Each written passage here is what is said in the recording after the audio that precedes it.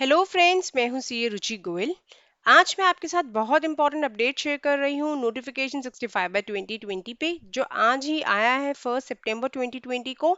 CGST पे ये notification है और कहा जा रहा है कि ये नोटिफिकेशन जीएसटी की फर्दर ड्यू डेट्स एक्सटेंड करता है। जी हाँ, जीएसटी की ड्यू डेट्स को एक्सटेंड करता है फर्दर।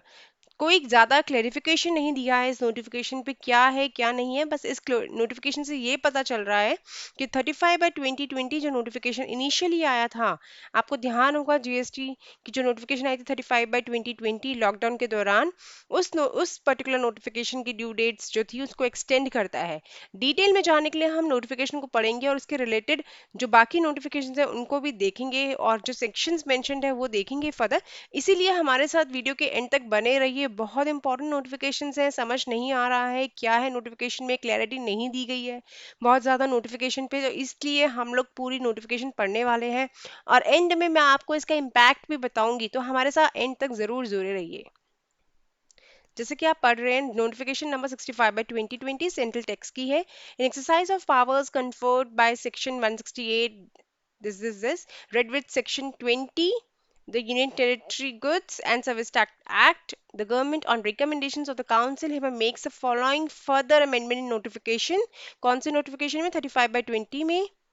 और आप देख सकते हैं ये जो नोटिफिकेशन थी वो 3 अप्रैल को आई थी, उसको फर्दर अमेंड किया है। मैं आपको दिखाऊंगी अभी नोटिफिकेशन नंबर 35/2020 भी क्या है। एक बार हम इसको थोड़ा कंप्लीटली पढ़ लेते हैं। आगे बोलता है, provided that where any time limit for completion or compliance of any action by any authority has been specified in or prescribed or notified under section 171 of the said act, which falls during the period from 20th day of March 2020 to 29th day of November 2020, and where completion or compliance of such action has not been made within such time, then time limit for completion or compliance of such action shall be extended up to 30th day of November 2020। सबने ये तो पढ़ लिया कि इस period पे fall होने वाली कंप्लायंसेस की ड्यू डेट एक्सटेंड होके 30th डे ऑफ नवंबर हो गई है, बट ये नहीं पढ़ा कि सेक्शन 171 की बात हो रही है। वो कंप्लायंसेस, वो एक्शंस जो किसी अथॉरिटी को स्पेसिफाइड हैं और प्रिस्क्राइब किए गए हैं अंडर सेक्शन 171, उन एक्शंस की, उन कंप्लायंसेस फॉल हो रही थी between 20th March 2020 to 29th नवंबर 2020, उनकी एक्सटेंड होकर 30th डे ऑफ नवंबर हुई है। मत ये हुआ कि सिर्फ सेक्शन 171 की ड्यू डेट एक्सटेंड हुई है, बाकी किसी की भी ड्यू डेट एक्सटेंड नहीं हुई है।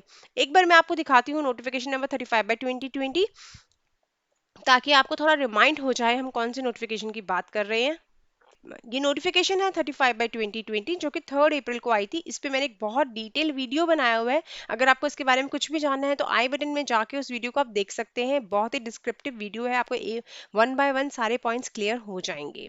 नेक्स्ट हम बात करते हैं इस नोटिफिकेशन के बारे में। ये नोटिफिकेशन बोलता था कि एक्सरसाइज ऑफ पावर्स, जिसे हमने पहले भी पढ़ा था, in view of spread of pandemic COVID-19 across many countries of the world, including India, the government on recommendation of the council hereby notifies as under where any time limit for completion or compliance of any action by any authority or by person has been specified in or prescribed or notified under the said act, which falls during the period 20th day of March to 29th day of June।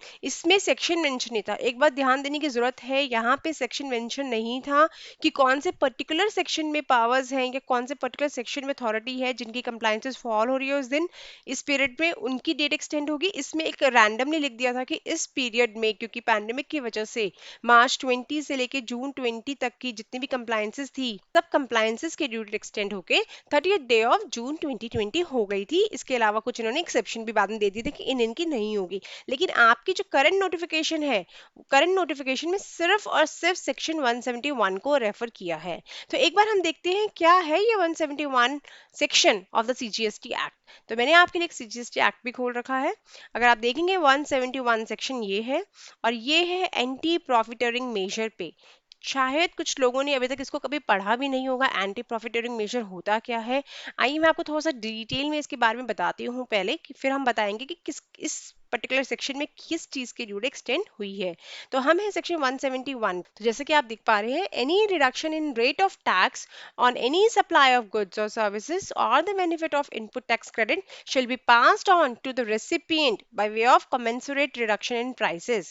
मतलब है इसमें ये rate of tax की बात कर रहा है कि अगर किसी भी सप्लाई ऑफ गुड्स पे या सर्विसेज पे रेट ऑफ टैक्स कम हो जाता है, तो वो जो रेट कम होता है उसका जो बेनिफिट होता है वो रेसिपिएंट को मिलना होता है। प्राइजेस उस प्रोडक्ट के कम कर दो तो वो रेसिपिएंट पे पास ऑन हो जाता है। तो ये बोला था 171 में कि जो रेट ऑफ टैक्स अगर कभी कम होता है तो उसके जो बेनिफिट्स होंगे वो रेसिपिएंट को मिलेंगे।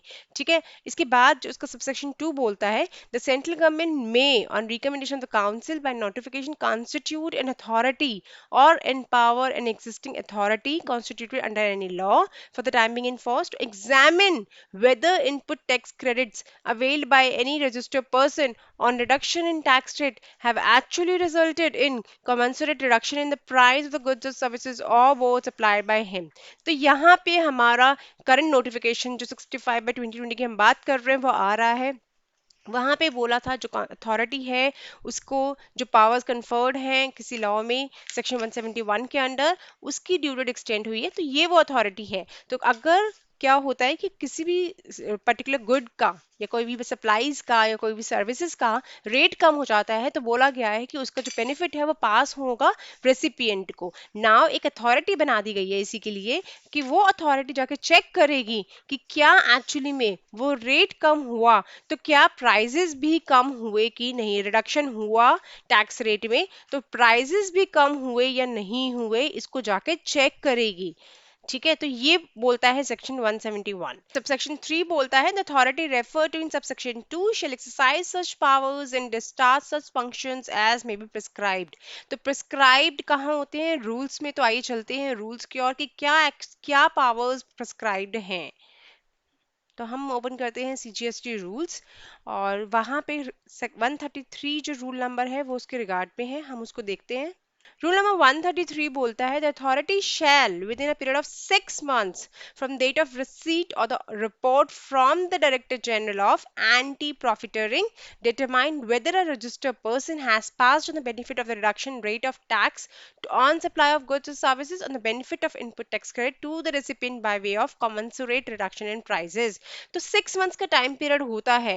एंटी प्रॉफिटरिंग का जो डायरेक्टर जनरल है वो ऑर्डर इशू करता है, उसके 6 months के अंदर अंदर जो होता है अथॉरिटी को ये चेक करना पड़ता है कि एक्चुअली में benefit of reduction of rate of tax pass on हुआ है कि नहीं हुआ, और कैसे पास होगा, रिडक्शन इन प्राइजेस से। ये हुआ है कि नहीं हुआ ये चेक करने के लिए 6 months का टाइम दिया जाता है from the date of issue of order from director general of anti profiteering. तो ये 6 months के जो टाइम लिमिट है यहाँ पे आती है उस टाइम लिमिट की बात। तो एक्चुअली में रूल 133 में चेंज हुआ है, ना कि सेक्शन 171 में चेंज हुआ है। तो 133 रूल बोलता है कि 6 months के अंदर अंदर आपको रिपोर्ट देनी होती है कि चेंज हुए हैं प्राइजेस कम हुए हैं कि नहीं हुए। तो इस पीरियड को चेंज करके अब चेंज आया है जो, उसके बारे में हम करंट नोटिफिकेशन के थ्रू बात करते हैं। तो करंट नोटिफिकेशन है 65/2020 और वो बोलता है where any time limit for completion or compliance of any action by any authority has been specified in or prescribed और नोटिफाइड अंडर सेक्शन 171। तो क्या इसमें टाइम लिमिट प्रिस्क्राइब्ड है 6 months की which falls during the period, और वो जो 6 months का पीरियड था वो अगर फॉल हो रहा होगा 20th मार्च 2020 के से लेके 29th नवंबर 2020 के बीच में, तो अथॉरिटी का टाइम पीरियड बढ़ जाएगा। इसमें आप as an individual as tax payer आपका कोई टाइम लिमिट में कोई डिफरेंस नहीं आया है, आपके लिए कोई टाइम लिमिट नहीं बढ़ी है, कोई ड्यू डेट नहीं बढ़ी है इस नोटिफिकेशन से, सिर्फ अथॉरिटी की टाइम लिमिट बढ़ी है कि अथॉरिटी को टाइम एक्सटेंड कर दिया गया है। अगर अथॉरिटी को चेक करना था कि रेट रिडक्शन की वजह से प्राइजेस कम हुए थे नहीं हुए थे और सेल जो हुई थी वो नेगेटिव प्राइसेस पे हुई थी या नहीं हुई थी, उनके लिए जो ऑर्डर पास होने के 6 months जो थे वो एक्सपायर हो रहे थे 20th मार्च के से लेके 29th नवंबर तक, तो उनका टाइम पीरियड एक्सटेंड होकर 30th नवंबर हो गया है। तो मतलब वो 30th नवंबर तक अब अपनी रिपोर्ट दे सकते हैं कि प्राइजेस में रिडक्शन हुआ था नहीं हुआ था रेट ऑफ टैक्स कम होने से। तो आपके लिए कोई बेनिफिट नहीं है, बिल्कुल यूजलेस है आपके लिए नोटिफिकेशन। ये सिर्फ और सिर्फ गवर्नमेंट ऑफिशियल्स के लिए बेनिफिशियल नोटिफिकेशन है और वो भी उन्हीं के लिए गुड्स पे या जिन सर्विसेज पे रेट ऑफ टैक्स कम हुआ था और उसका बेनिफिट पास होना था टू द कंज्यूमर।